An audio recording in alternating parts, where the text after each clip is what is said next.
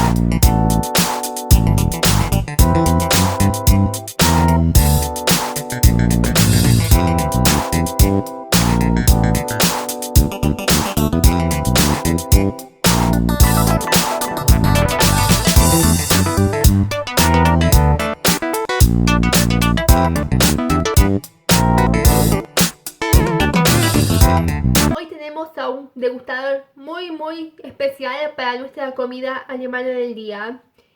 Es uno de los más prestigiosos críticos gastronómicos de Alemania. Con nosotros el señor Wolfgang. ¡Un aplauso! I am very critic with German food. Okay, enjoy your food. Looks delicious. Semmelknödel.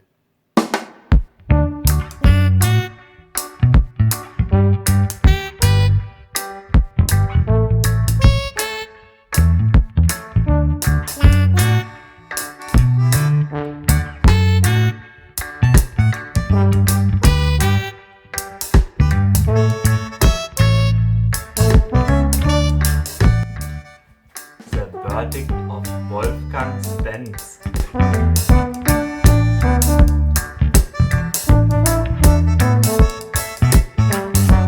Bien, me parece que es aprobado.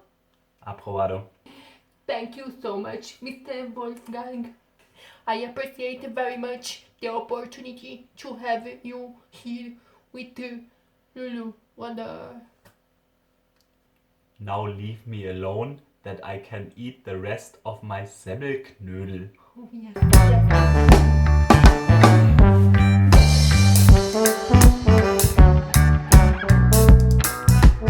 Me gusta y suscribe y nos vemos en la próxima. Bye bye.